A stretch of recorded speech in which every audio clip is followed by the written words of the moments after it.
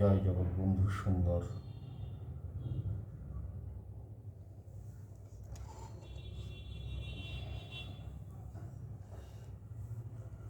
এখন আমি ধূপ সম্বন্ধে এবং আরতির সম্বন্ধে কিছু কথা বলবো, যে কিভাবে এবং কি কি দিয়ে আরতি করতে হয় সেটাই আপনারা এখন জানবার চেষ্টা করুন। যদি কখনো কোনো প্রশ্ন থাকে তাহলে অবশ্যই কমেন্টস করে জানাবেন। আমি যথাযথ চেষ্টা করব উত্তর দেওয়ার।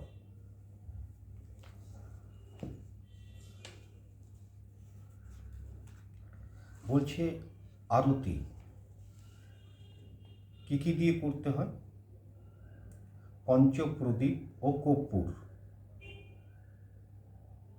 যে কোনো একটা।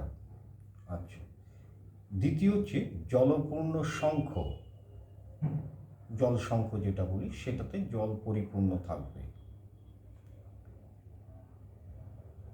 তৃতীয় হচ্ছে শুদ্ধ বস্ত্র, যেটা জল শঙ্খ দিয়ে দেখানোর পর ওই শুদ্ধ বস্ত্র তাকে দর্শন করাতে হয়, এবং কিভাবে কেন সেটা পরে আলোচ্য বিষয়, সেটা পরে ভিডিওতে আমি আলোচনা করব। এরপরে হচ্ছে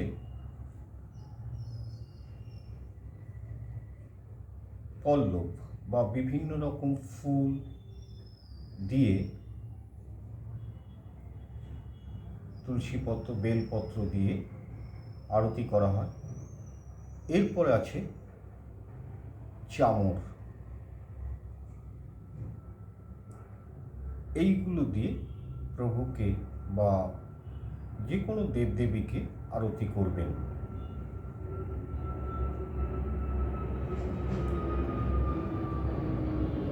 মাঝখানে একটু কথা বলি। ধূপ, বাজারে অনেক রকম ধূপ আছে, কিন্তু নিজেরা যদি সেই ধূপ বানানো যায় প্রভুর জন্যে বা ভগবানের জন্যে, সেটা আরও সুন্দর হয়। কি কি দিয়ে বানাবেন বলছে চিনি,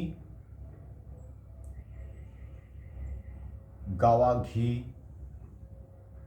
মধু, গোগোল, অগুরু কাঠ এবং শ্বেতচন্দন কাঠ, এই ছটা একসঙ্গে বাটতে হবে, বেটে রোদ্দুরে শুকোতে হবে। তারপর ওই দিয়ে ভগবানকে আরতি করুন।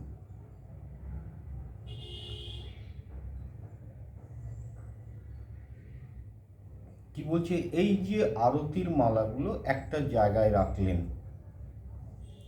রাখার পর এগুলো শুধু ব্রাহ্মণরা করবে তা নয়, দীক্ষিত ব্যক্তিরাও করতে পারেন, কিন্তু সাধারণ যাদের দীক্ষা হয়নি তারা মন্ত্র বলবেন না, বাকি কাজগুলো করবেন। এই যে পঞ্চপ্রদীপ, জলপূর্ণ শঙ্খ, এগুলো একটা জায়গায় রাখবেন। যারা দীক্ষা নেননি তারা বলবেন ওম বলে 3 বার জলের ছিটা দেবেন, আর যাদের দীক্ষিত হয়েছেন তারা বলবেন ওম এতস্ময়ী আরত্রিক দীপমালাবৈ নমঃ বলে 3 বার জল ছিটা দেবেন। পরে দেবতার মূল মন্ত্র 10 বার ওর উপরে জপ করে নেবেন। এবার সবসময় আরতি দাঁড়িয়ে করতে হয়, এবং কিভাবে করতে হয়, যে আসনটায় বসে আপনি পুজো করছিলেন সেই আসনটা দুটো পা রাখা যাবে না, ওই মানে আসনের উপরে দুটো পা রেখে দাঁড়ানো যাবে না। তাহলে কি করতে হবে, দক্ষিণ পা অর্থাৎ ডান পাটা আসনের উপরে থাকবে, আর বাঁ পাটা ভূমিতে রাখতে হবে আসন ছাড়া। এইভাবে দাঁড়িয়ে বাঁ হাতে ঘণ্টা বাজাতে বাজাতে আরতি করবে।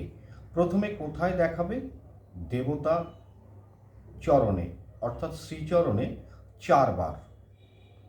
কীরকম, এটা আমি এইভাবে ধরেছি চরণের, ধরে এই 1, এই 2, এই 3, এই 4 এইভাবে ঘোরাতে হবে।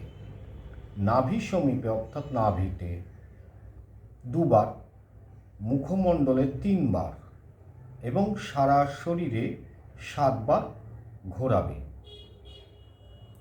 সমস্ত কিছুই। কিন্তু যখন জলশঙ্খ দেখাবেন তখন চরণে যখন দেখাচ্ছেন 4 বার দেখানোর পরে কি করবেন, সামান্য একটু ওই শঙ্খের জল ভূমিতে নিক্ষেপ করবেন অর্থাৎ ফেলবেন। যখন নাভিতে দেখাচ্ছেন তখনও ঠিক সেইভাবে একটু জল ফেলুন। এইভাবে প্রত্যেক যে শরীরে আপনি শঙ্খের জল ভগবানকে দেখাচ্ছেন ঠিক ততবারই ওইখানে জল ভূমিতে ফেলবেন। আচ্ছা, এটা গেল নিয়মকানুন। এবারে বলছি সন্ধ্যাবেলায় যে আরতি করবেন, আরতি করার সময় কি করবেন, খুব ঠান্ডা জল, মোটামুটি ঠান্ডা জল ওখানে আছে, ওখানে রেখে দেবেন, ভগবানের সমীপে রেখে দেবেন। এটা হচ্ছে নিয়ম। এই গেল আরতির কথা। এরপর আছে, দেখুন যে কোনো পুজো, সে কাম্যকর্ম হোক আর নৈমিত্তিক কর্মই হোক, সংকল্প যদি না করা হয় তাহলে সেই কাজগুলো যথার্থ হয় না। সংকল্প করতেই হবে। সংকল্প করতে গেলে কি করতে হয়, যে মাসে করছেন সেই মাসের নাম, তিথির নাম, পক্ষের নাম এবং কোন মাসে কোন রাশি থাকে সেই রাশির নাম। প্রত্যেকটা রাশি প্রত্যেকটা মাসে পাওয়া যায়, প্রত্যেকটা মাসই কোনো না কোনো রাশিতে অবস্থান করে, সেটা বলতে হবে।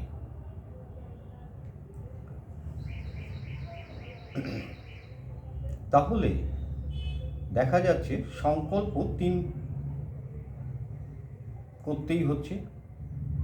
সংকল্পের আবার কি বলছে, 3 প্রকার মাসের ব্যবহার হয়।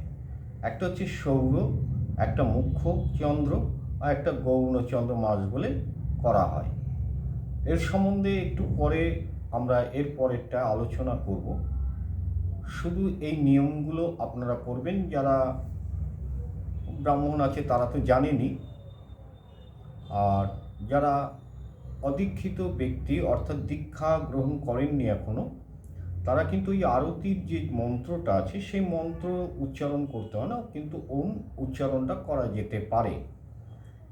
আর তা না হলেও যে ভগবানকে আপনি দর্শন করেছেন সেই ভগবানের নাম বলেই দিয়ে দিন, ওটাকে 3 বার জলের ছিটা দিন, তাহলে আপনার আরতি দেখানোটা সার্থক হবে। আজ এই পর্যন্ত।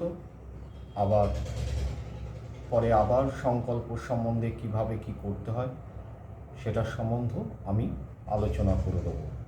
জয় গুরুদেব, জয় জগৎবন্ধু সুন্দর। হরে কৃষ্ণ কৃষ্ণ কৃষ্ণ হরে হরে, হরে রাম রাম রাম হরে হরে।